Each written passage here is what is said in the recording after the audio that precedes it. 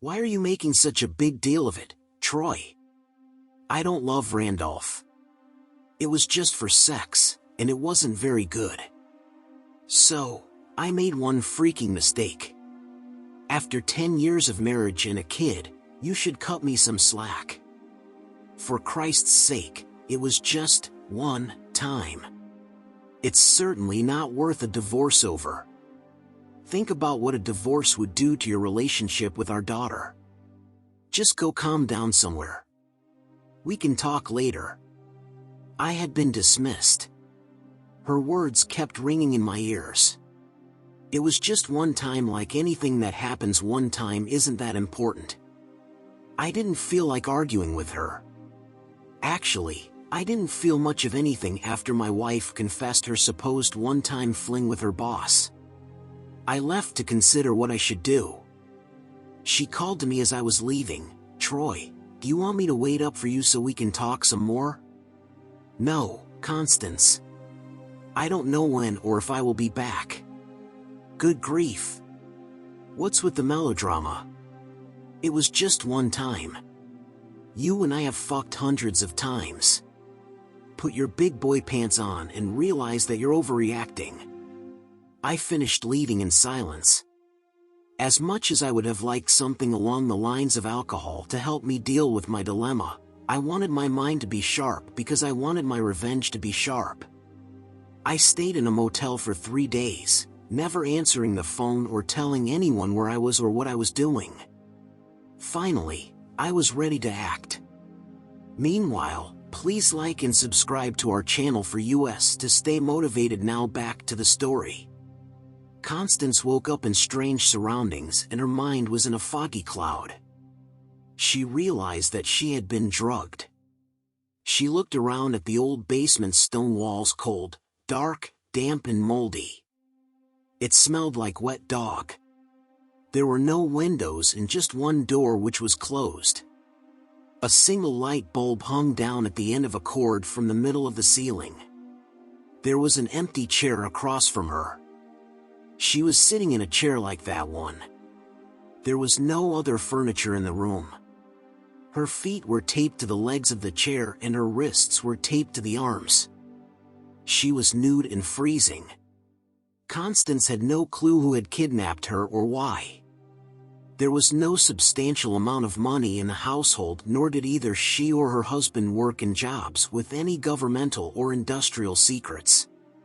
She briefly thought it might be Troy, but quickly dismissed the idea. He would never do anything as cruel as this. She wondered if he had gotten a ransom note for her. Then she wondered if Troy would pay it. Suddenly, she heard a man scream from another area of the basement.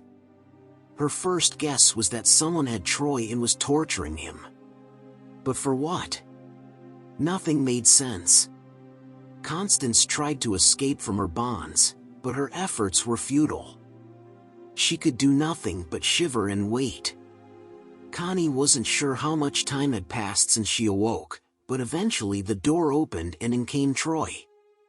He was dressed in the clothes he usually wore when he knew he was getting dirty with yard work or fooling around with his car. He had a big gym bag with him that looked heavy the way he was carrying it. Son of a bitch. Okay, Troy. You've had your fun. I get it that you're pissed off at me. I give it to you for using our imagination. But I warn you, you better not go much further, or you'll regret it. You know, Connie, that's the first time you've ever threatened me. Obviously, things that happen for the first time don't matter much to you. That's what I want to talk about. I assume I have your attention. I thought back to the first moment I saw you at the student grill. You were with your boyfriend at the time. I fell in love with you at first glance. I considered that very significant. It took me a lot of time, effort and money to woo you and eventually ask you to marry me. That was the first time I had ever asked a girl to marry me. I was on top of the world. I don't remember much about the wedding. I was too excited about you agreeing to be my wife. A wife who was agreeing to be with me richer or poorer, sickness and in health, and, most importantly, forsaking all others. I'm sure that was the first time either of us promised to be faithful to another person as long as we both shall live. That night, I was the most nervous I had ever been. I wanted to make love to you better than any man had ever done to his wife. I listened to every moan you uttered. I noticed every response your body made to my touches. I made love to the first woman I had ever had sex with. I couldn't believe my luck. Soon, we had our first house. Before long, we had our first and only child. I cried for the suffering you had to go through to deliver Cindy. For me, you not being able to have more children was not as important as your health and that precious girl we created. That was the first and only time that you and I created another human being. I think we did good. The next few years, we both focused on Cindy's first smile, word, steps, kiss, tinkle in the potty and on and on. It seemed like she had a new first something or other daily. I hurried home from work every day just to find out what new milestone in development she had conquered. Those were the happiest years of our marriage to me. Me too, Troy. And we can have happy moments again. Let me go and let me show you how much I appreciate all you have done for me and for our daughter. I won't tell anyone. I ignored her remarks. I remember your first promotion. Your first nights working late. Finally, your first working trip with your boss where you fucked another man other than your husband for the first time.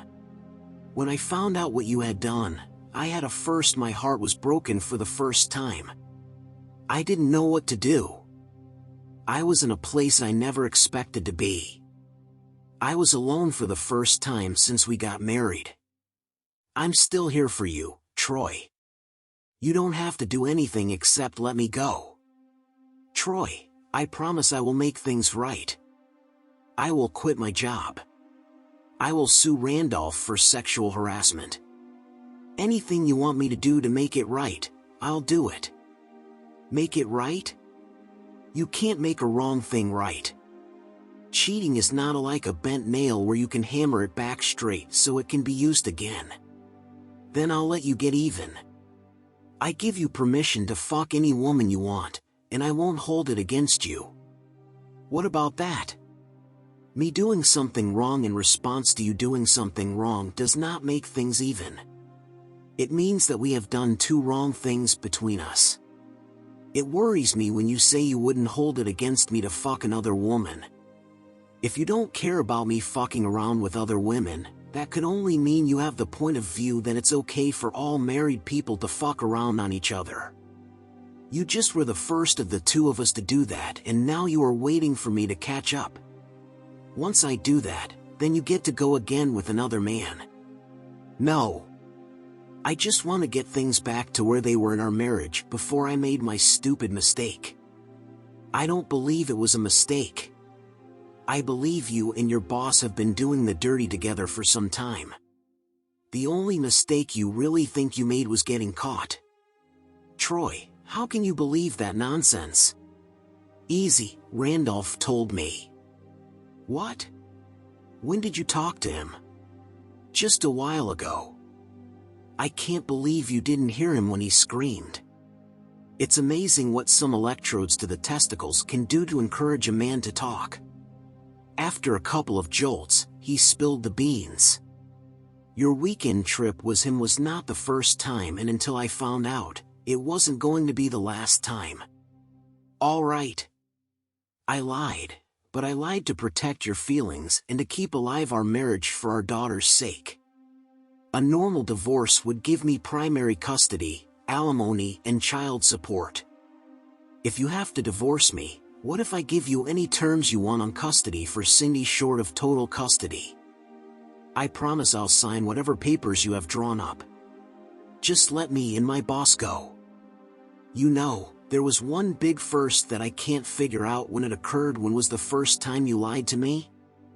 I'm not sure when, but I do know you haven't stopped lying since. Troy, if you won't listen to reason, I'll fight you over custody and division of the assets. You will lose far more than you would if you had just forgiven me. That's what I figured. That's why I had to think up an option where I would get custody and come out with all the assets. He had a smirk on his face. Connie quickly figured out what he meant. You wouldn't. You couldn't. The law doesn't care if it was your first time killing someone if you kill me. They'll prosecute you just the same, and then no one will be free or have Cindy.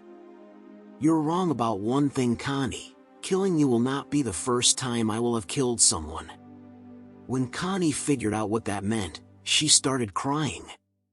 She now was truly sorry for what she had done for the first time. What could have got better for this story? Comment down below in the comments. Also share your feedback in the comments. Don't forget to like and subscribe to our channel so that we stay motivated. Go ahead and listen to the next story, which has the perfect ending added to it.